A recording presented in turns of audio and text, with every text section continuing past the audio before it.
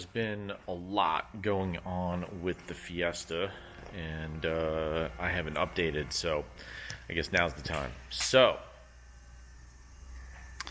this is kind of what we're looking like. So, motor, trans, back in the car.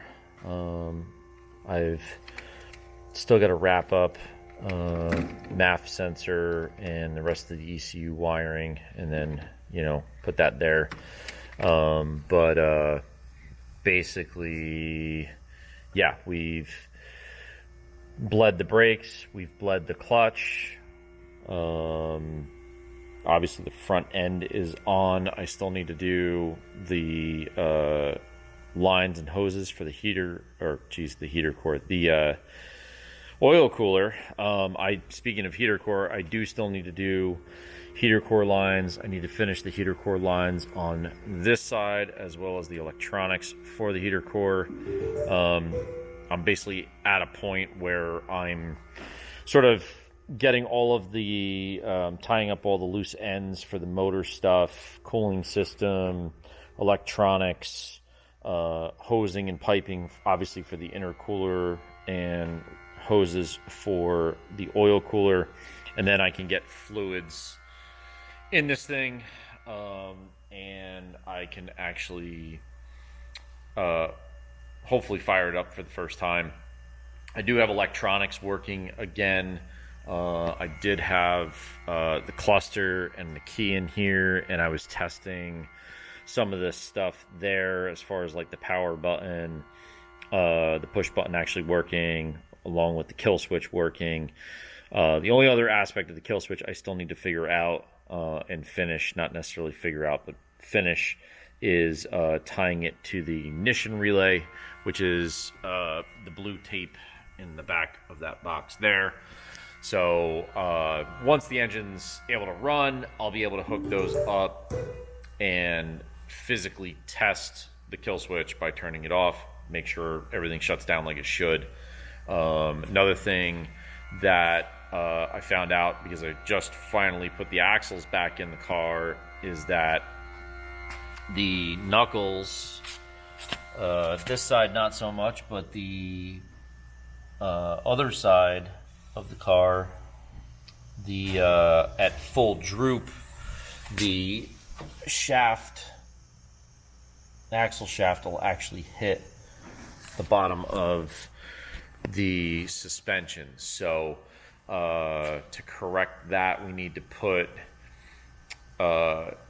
non-ST knuckles on the car. I was under the assumption that when we ordered the struts from Ryder, that these were specific for ST and that they were going to work for an ST, and that we wouldn't need to do the knuckle swap to the non-ST knuckles. So that is something I've got to do. I'm going to order those tomorrow, get those in, and that should correct that issue. And then yeah, pretty much just down to getting the motor fired up, getting all of that stuff, all those loose ends tied up, finished up, and get the motor running. Once I know the kill switch is working and all of that stuff is working, I can finish tying up all the electronics, all the wiring that's sort of hanging around. I can finish tying up all of that, get that all zip tied back up and everything situated. I can get the dash pad and the dashboard in, get the center original stuff back in it. As far as electronics go, there's a few items there that need to be done. I think it's like the infotainment system and original HVAC controls that'll end up going up underneath in here, in these sections here, to make all that stuff work and tie in. I want to put everything back in the car, because I feel like when I did that thing's annoying. Let me shut this off. When I did my Fiesta way back in 2011, I tried to leave every module out of the car that I could, and as I worked through putting modules back in to get the car to work again as it should have, I ended up putting all the modules back in the car. So that's just what I'm doing straight off the bat with this car. If this car had a full motorsports wiring harness, switch panel, display, ECU, and everything in the car, we'd be able to eliminate all of this extra Ford stuff. But because it's all CAN bus, it's all talking through each module and to each other and everything else, I'm not able to eliminate that stuff. So I have to put all that stuff back in. So as much as, you know, it is a race car, it's still going to be a lot of the original Ford electronics, just because we are running the original Ford wiring harnesses. But not something that can't be figured out down the road. She decided she wanted to do that down the road. We can do that down the road. So, but for now, that's what's going to take to make this thing work. So, but yeah, dash will go in, get all that stuff back in, and then I can put seats in. I do need to still finish up my little center console-y thing, so this is modified all weird and stuff, because ultimately this goes down like this. Of course, can't do this one-handed. It's pretty difficult, but it goes down one-handed. It's going to snap into that spot. It's going to go down back there. That'll give you the idea there, but that's going to be for fire suppression pull,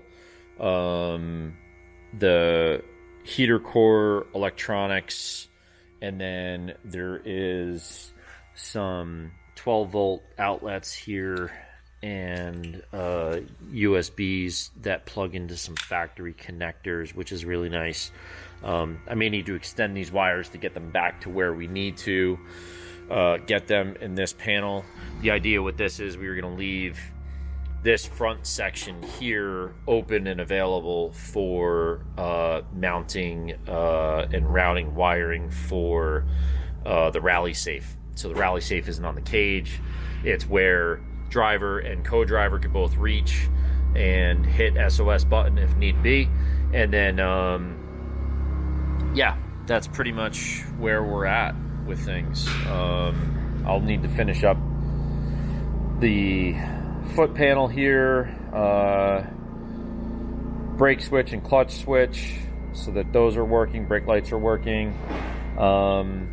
Yeah, it's pretty close. I think we'll be able to, oh, and I gotta finish working on the shifter, which has been really difficult. The shifter has been an interesting thing, but I can get into that another time, show you guys that, how we're gonna fix that with some 3D printing. But yeah, should be hopefully done with this thing by, I'm hoping, next weekend, which will be the end of the month. It'll be the November 30th. So, but anyways, that's the quick update on this. Peace. If you like what you see, like, share, subscribe. I think that's what they say. And if you can, comment. We'd love to interact with our fans, our customers. You know, it's pouring outside.